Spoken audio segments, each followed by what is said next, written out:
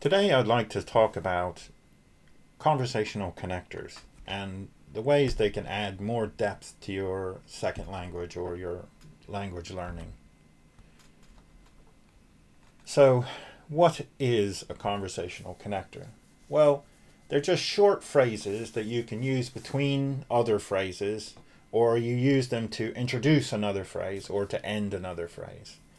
And they're also used as a filler to give you time to think when you need to construct a sentence in another language and it's taking you a bit of time, but you don't want to be interrupted by the other person.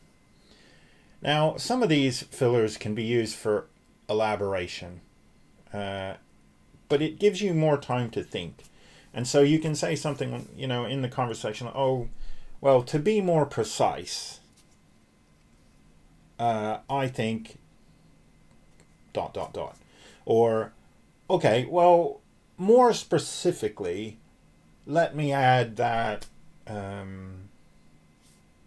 whatever. Or, in other words, I think, So you can use these words to elaborate on what you're saying, but also use them as a filler to give you more time. And you should probably try and learn some of these phrases in your target language, so that you know them when you need them. Now, another thing is just a filler, just a word that lets you fill the space and time while you're speaking. They don't actually mean anything. They don't really add anything to the conversation, but they do let you continue to sort of hold the ball of the conversation. It's still your turn because you're still speaking. But you're not really saying anything, but you're still speaking. Like when you say, well, as a matter of fact, or firstly, or secondly, or, all jokes aside, seriously now, I think. But you can also do, if someone's said something to you and you need time to think, you can fill in a bit of space by saying, oh, well, that's a good question, or that's difficult for me to answer. Let me think about that for a second. And then you have other sort of words, which I like to call a qualifier, right? And so qualifiers are things like, well, I get the impression that, or, well, I presume that you mean to say, etc. Or, well, as you already know, I am living here full time, blah, blah, blah. Or, like every other person in the world, I believe that, da, da, da. So these sort of qualifiers also let you get a bit of a pause, get a bit of a connection to what you were saying before, or what the other person said. So, well, I don't really have a big interest in that, but, or I get the impression that when you were speaking before, you believe, things like that. And then, of course, there's agreement and disagreement. So, you can learn some sort of stock phrases that, oh, that's exactly right, or almost certainly that is true, or, oh, without a doubt, that is the case, or disagree. Well, in principle, that might be true, but I think, or admittedly, that is true, but I believe, or, well, that's true up to a certain point. However, or just I agree or I disagree.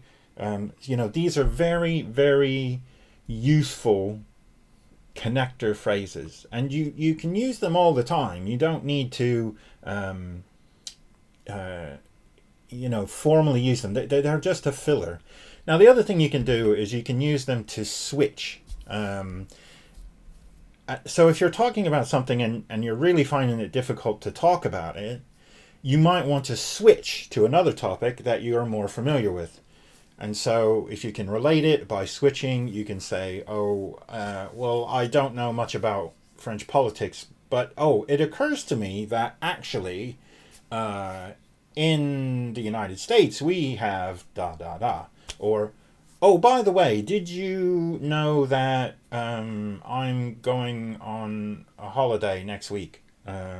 Just to change the topic or switch the topic of the conversation, and you can use these, and if you can just remember them, I nearly forgot to tell you, or and one other thing, or on the other hand, these sort of phrases that allow you to switch to an easier topic, one you're more familiar with, usually yourself, is very helpful. So if someone starts not killing the conversation, but you switch the conversation to something that is just easier for you, and if you're learning languages, obviously your vocabulary isn't 100%, and sometimes it's difficult, and if you go off on these sort of esoteric topics that you don't have the vocabulary to support, then you want to try and switch it to something that is more easier or more relevant for you and easier for you to talk about.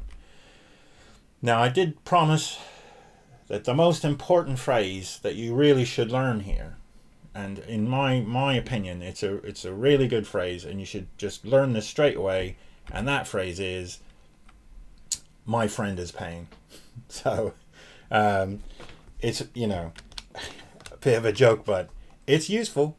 So why don't you try and learn some of these phrases? I'll leave a link somewhere in the description to where you can find these connectors in a spreadsheet somewhere, so that you can take them away and try and adapt them for the language you're learning or using in whatever way you want. So I hope this was useful, and I hope you can see the potential that you could have by just learning these connector words. All right, thank you very much. I appreciate your time. Have a good day.